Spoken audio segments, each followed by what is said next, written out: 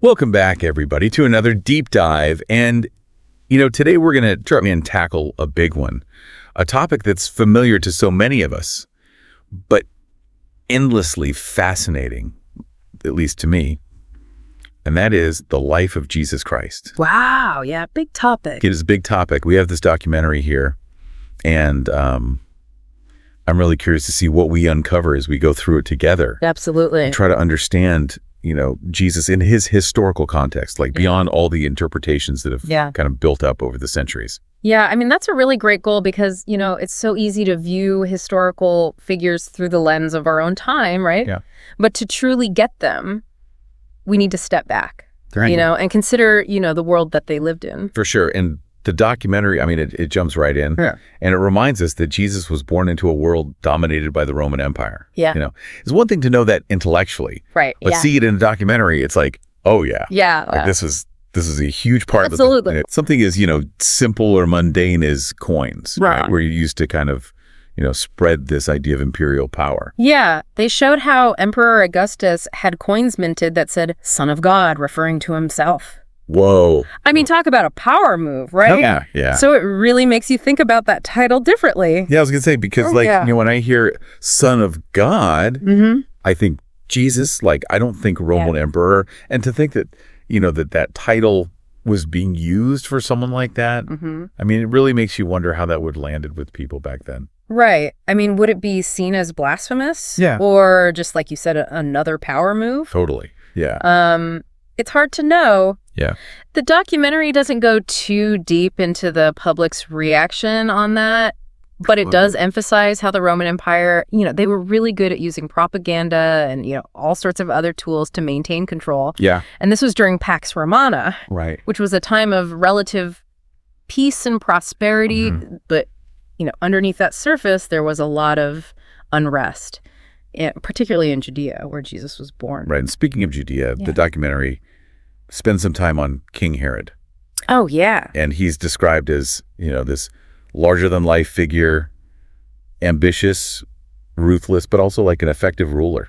He was a client king of Rome, essentially. He was appointed by the Romans to rule on their behalf and to solidify his power and prove his loyalty.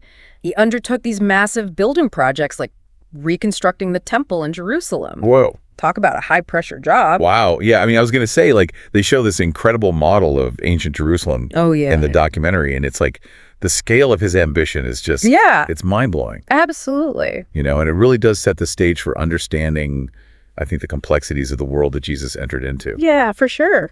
And, the documentary goes on to kind of challenge some of these, I think, common assumptions that we have about Jesus' upbringing, suggesting that it might have been a bit more sophisticated than we often think. Yeah, they talk about recent archaeological discoveries at Sepphoris, which was a major Roman city just a few miles from Nazareth. So Nazareth wasn't just this tiny village in the middle of nowhere. That's how we think about it. But Sepphoris was a bustling urban center. Oh, wow. It had, advanced architecture, public baths. Archaeologists have found evidence of, really skilled artisans working there, mosaicists, stone carvers. Wow. Metal workers. So you can imagine that, the level of cultural exchange happening. Yeah. Are they suggesting that, Jesus might have, been exposed to some of these crafts as a child? Absolutely. Or, even learned? It's definitely possible. Wow. The documentary doesn't make any, definitive claims, but it does paint a picture of a young Jesus interacting with a much more diverse and, sophisticated culture than we traditionally imagine. Yeah. And on top of that, scholars believe that Jesus was trilingual. He would have spoken Aramaic, Hebrew, and Greek. Wow. Can you imagine, being able to move between those languages and cultures? Yeah, what a perspective that would give him. And how that might have shaped, his worldview. Totally. And it makes you wonder how much that, kind of upbringing in such a diverse environment shaped his worldview and the ideas that he later preached. It's something to think about, for sure. And that's all before we get to the incredible diversity within Judaism itself. Oh, yeah. At the time. The documentary really emphasized that there wasn't just one monolithic Judaism. There were so many different Right. sects and interpretations. Like they went into the Dead Sea Scrolls Oh, yeah. that were yeah. discovered at Qumran. Incredible discovery. And that kind of shed some light on the beliefs of the Essenes. The Essenes. Yeah. Such an interesting group. And it's amazing to think that those scrolls were hidden away for centuries, I know. just waiting to be found. I mean, And to, give us a glimpse into this fascinating sect of Judaism. yeah. So the Essenes believed that the temple in Jerusalem had become corrupt Okay. and that they were the true Israel. Wow. They believed that they were preparing for the imminent arrival of God's kingdom. Yep. And get this, they even believed in multiple messiahs, Multiple. one priestly and one kingly. Wow. That's not something you hear every day. I know. Really makes you think. Yeah, like how did that belief system compare to what, other Jewish groups at the time were expecting? Yeah, that's a great question. Unfortunately, the documentary doesn't really get too much into that. Okay. But it does make you think about how, diverse these ideas about the Messiah were in the first century. For sure. And while we don't, have any direct evidence that Jesus was, directly influenced by the Essenes, Right. it's clear that their beliefs were part of this Absolutely. broader religious landscape that he Yes. was operating in. Yeah. I mean, which kind of sets the stage for understanding figures like John the Baptist. Oh, yeah. I mean, this radical prophet, preaching repentance Yeah. and the imminent arrival of God's kingdom. Yeah, he was an incredibly powerful figure, Yeah. baptizing people in the Jordan River as a symbol of, their commitment to this new way of life. Right. And of course, Jesus himself was baptized by John, Yeah. which, creates that clear link between them. But what's interesting is that, the documentary, it also kind of points out these key differences between John's message and what Jesus ultimately preached. Oh, yeah. John seemed very focused on this dramatic, almost cataclysmic arrival of God's kingdom, It was about preparing for the end of days. Yeah. Whereas, the documentary suggested that Jesus might have been more focused on ethical action Right. and the transformation of individuals Okay. as the path to the kingdom of God. Okay, so less about like a sudden event Right. and more about, like you said, a gradual change. Exactly. And that's a really important distinction because it really changes how we, Yeah. understand Jesus's message and, Yeah. ultimately his impact on the world. Okay, so we've got this, fascinating backdrop, right? Yeah. The Roman Empire, diverse Jewish sects with all these different messianic expectations, figures like John the Baptist, kind of preparing the way. Setting the stage. And then we have Jesus beginning his ministry in Galilee, Yeah. focusing on these smaller villages and towns, Yeah. which is an interesting choice given, the bustling Roman cities nearby. Yeah. I mean, it's interesting. The documentary highlights his growing reputation as a healer. Yeah. They pull on these stories from the Gospels Right. about, people coming to him from all over Yeah. with all sorts of ailments. They even show, this recreation of a scene where he heals someone's blindness using dust and saliva. Yeah, I remember that scene. I have to admit, when I first saw that, I was a little bit skeptical. Sure. But then I had to remind myself, miracle workers weren't uncommon back then. No. Right. And people had a very different understanding of, Right. medicine and healing than we do today. Exactly. So we can't really view those stories through, a modern medical lens. Yeah. It's more about, Right. how people understood, Right. illness and healing. Yeah, what's interesting is that the documentary points out how radical the idea of God working through a Jewish peasant Oh, yeah. would have been. Especially for the Romans. It's like flipping the Oh, whole that's power right. structure on its head. Yeah. It's not the emperor or the high priests who are wielding divine power. Right. It's this seemingly ordinary man Right. from a marginalized community. It's a really interesting, twist. Yeah, and then, woven throughout his ministry is this central theme of the kingdom of God, Absolutely. which the documentary points out, was both a religious and political concept. Yeah, they bring up this parable of the mustard seed, Right. where you have this tiny seed that grows into this large plant Yeah. to kind of illustrate the surprising way that, Right. God's kingdom might unfold. Yeah. And, it's such a powerful image, and it makes you think, Jesus wasn't afraid to use that kind of provocative imagery Yeah. and language to get people thinking. He was challenging the established order, Oh, yeah, religious and political. for sure. And that brings us to Jerusalem, Yeah. where, the documentary talks about these escalating tensions during Passover, Yeah, Passover. time of religious fervor. Yeah, and heightened Roman anxieties. Yeah, exactly. Lots of people in the city. Yeah. Things could get out of control. And it's in this charged atmosphere, Yeah. right, that we see Jesus,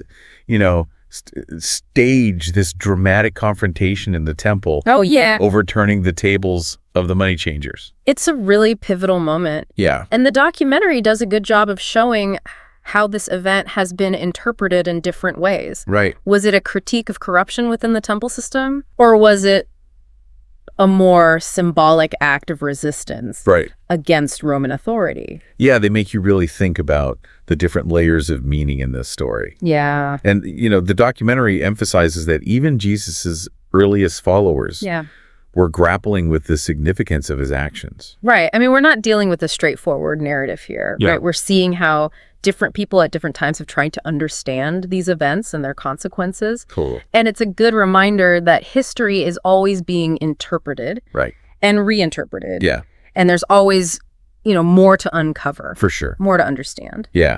And that kind of open-endedness, that sense of ongoing discovery is what makes this whole period so compelling. It's exciting to kind of dig into and Okay. explore. For sure. And that clash with authority leads us right to the arrest and crucifixion of Jesus. And the documentary really doesn't shy away from the brutality of Roman execution practices. Like, they emphasize how public and how agonizing crucifixion was. Yeah, it's a tough scene to watch, Yeah. for sure. You can't help but feel the weight of the Roman Empire bearing down, Right. making it clear what happens to those who challenge their power. Absolutely. And they also challenge this common idea that, the whole world stopped to watch Jesus's crucifixion. Right. Like, they point out that crucifixions were sadly pretty routine for the Romans, just a grim reality of their system of control. It's a good reminder not to project our own understanding of Jesus's significance back onto the Romans.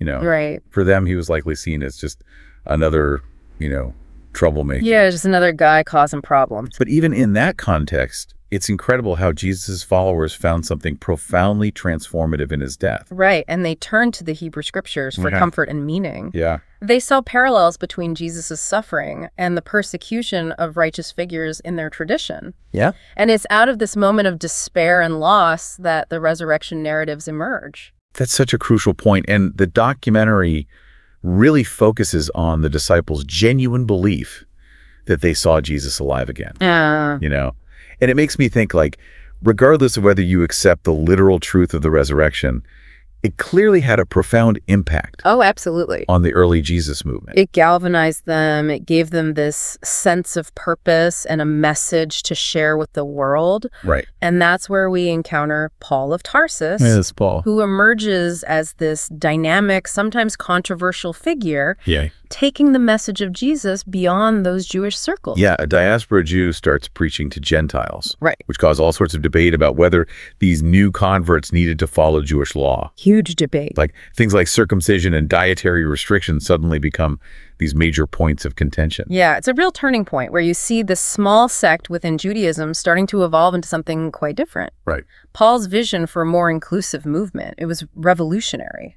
It really challenged those traditional boundaries and laid the groundwork for what we now know as Christianity. And the documentary highlighted how those early Christian rituals played a crucial role in creating a distinct identity for this emerging group. Yeah, things like baptism and communal meals, right? Right. They become these ways to reinforce their shared beliefs and practices. It makes you think about how these rituals have evolved over time. Oh, absolutely. We still have baptism and communion in many Christian denominations today, Right. but their meaning and practice have gone through so many transformations. It's so interesting to think about how something can start in one place and then change. Yeah, it's easy to think of these things as static, but, Right. they've clearly been shaped by centuries of history and interpretation. For sure, and that process was already underway even in those earliest stages of the movement. Like, the documentary highlights the tensions that emerged between Paul and the Jerusalem church. Oh, right. They showed how Paul's letters revealed these frustrations with rival preachers. Oh, yeah. He's clearly trying to maintain control over these fledgling congregations and ensure his interpretation of Jesus's message is the one that takes hold. Yeah, he wants to make sure everyone's on the same page. It's a power struggle that really humanizes the whole story. You know, It does. it reminds us that even in movements based on shared beliefs, there are always going to be disagreements, different interpretations and power dynamics at play. Absolutely. It's about people. Right. And people are messy. Yeah, it's easy to forget that these were real people wrestling with complex issues, Right. trying to figure out how to live out their faith in a rapidly changing world. In a really uncertain time. Yeah. And they were doing it against this backdrop of growing unrest in Judea. Right. The documentary connects the first Jewish revolt to those apocalyptic expectations that were swirling around at the time. Right. Many Jews, including some Christians, believed this revolt signaled the end of the current age, Right. the imminent arrival of God's kingdom. They drew on that idea of a coming Messiah, Right. liberator, Yeah. to make sense of the political turmoil around them. Absolutely. But the documentary doesn't shy away from the devastating consequences of that revolt. No. They use Josephus's firsthand account Oh, yeah. of the siege and destruction of Jerusalem in 70 CE. Josephus's descriptions of the carnage and the burning of the temple are really hard to read. It's hard to fathom the destruction of such a central symbol of their faith and national identity. Yeah, it must have been devastating. We often focus on the triumph of Christianity, Right. but it's important to remember the trauma and displacement that many Jewish communities experienced during this period. Absolutely. And the documentary makes a point of challenging this assumption that early Christian communities were solely composed of the poor and marginalized. Right. They bring up examples of individuals like Erastus, the city treasurer of Corinth, Oh, right. and Lydia, a successful merchant who dealt in purple dye, a luxury good. Wow. So it suggests a much more diverse social makeup Yeah. than we often imagine. It also makes you realize that Christianity's appeal wasn't limited to one particular social class. Right. It crossed those boundaries. Clearly, something about Jesus's message resonated across those boundaries. And it's fascinating to see how the role of women in early Christianity is presented. Yeah. Like, the documentary points out that women own homes that were used for worship, Right. and that Paul acknowledged their contributions as evangelists, teachers, and patrons. It's a great example of how the documentary helps us to nuance our understanding of the period. It does. We often think of early Christianity as quite patriarchal. Right. And while that certainly became true later on, these early communities seem to have had a more fluid and inclusive structure. A lot more going on than we often realize. It makes you wonder about the social dynamics of those early house churches. Right. Did women hold leadership roles? Yeah. What were the relationships like between these different communities? It's exciting to think about all the questions that still need to be explored. So much we don't know. And each new discovery has the potential to really shift our understanding of this period. It's a reminder that history is a living, breathing thing, constantly evolving as we uncover new evidence and re-examine old assumptions. Absolutely. Yeah, it really is. And the documentary does a really good job of showing just how much is still being uncovered and debated about this period. I was particularly struck by their exploration of Paul's letters. Uh-huh. They really shed light on the inner workings of these early Christian communities, Right. including, some of the challenges that they face. Yeah, I remember that part. They talked about how Paul's letters are just full of these warnings about false teachers and, rival interpretations of Jesus's message. Yeah, he's constantly reminding his followers to stay true to the gospel as he understands it. Right. And he's like, come on, guys. Right. This is what it's all about. Yeah, it's a side of Paul we don't always see, Yeah. We tend to think of him as this, towering figure of early Christianity. Right. But his letters reveal a much more human side. Someone who's really struggling to maintain unity and authority Right. within these fledgling communities. I mean, it really makes you realize that, even from the very beginning, there were these different factions and interpretations within Christianity. Oh, yeah. It wasn't this, monolithic, unified movement that we often kind of imagine it to be. Absolutely. And those tensions and debates, that's part of what makes studying this period so fascinating. Right. It's a reminder that, religion is a living, breathing thing. It's constantly being shaped and reshaped by the people who practice it. Okay, but even with all these internal disagreements, this small, seemingly insignificant movement managed to not only survive, but thrive in the face of Roman power. I mean, what were some of the key factors that contributed to its growth and spread? That's a great question, and it's something that the documentary grapples with as well. One factor they highlight is, ironically, the Roman Empire itself. Wait, so the very power structure that sought to, suppress this movement actually ended up aiding its expansion? In a way, yes. Like take the Roman road system, for example. It was designed for military transport and trade, Right.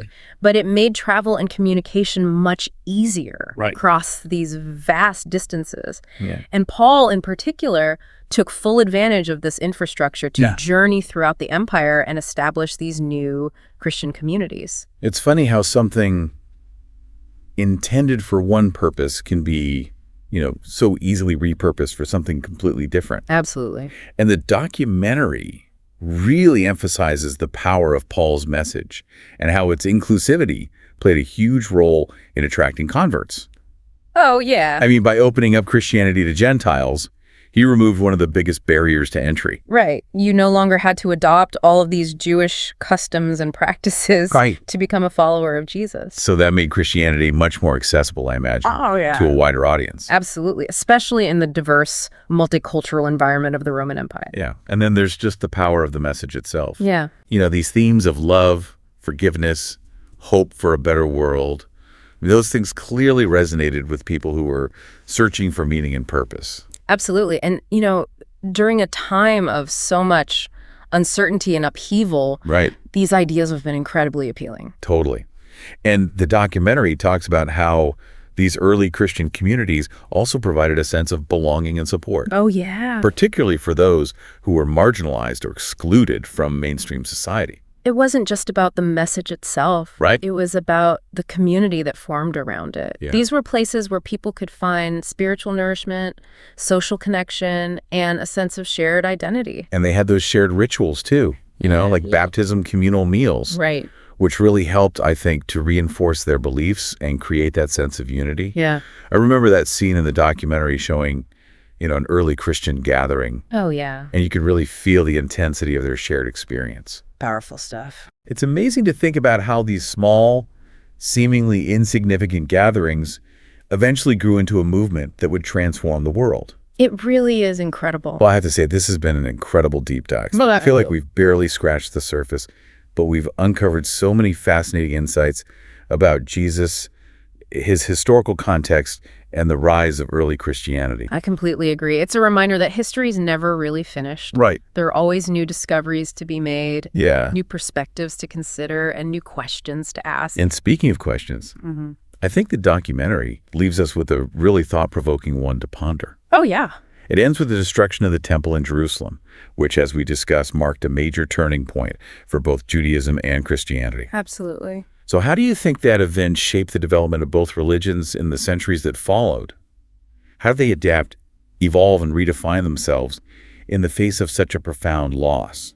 That's a fantastic question to leave our listeners with. It's a reminder that even in the face of tragedy and upheaval, belief and faith can endure, adapt, and ultimately find new ways to flourish. So true. It makes you realize that the story of Jesus and his impact on the world is far from over. It continues to unfold in ways we can't even imagine. Well, on that note, I want to thank everyone for joining us on this incredible deep dive. Yes. Thank you for listening, and keep exploring, keep questioning, and keep diving deep.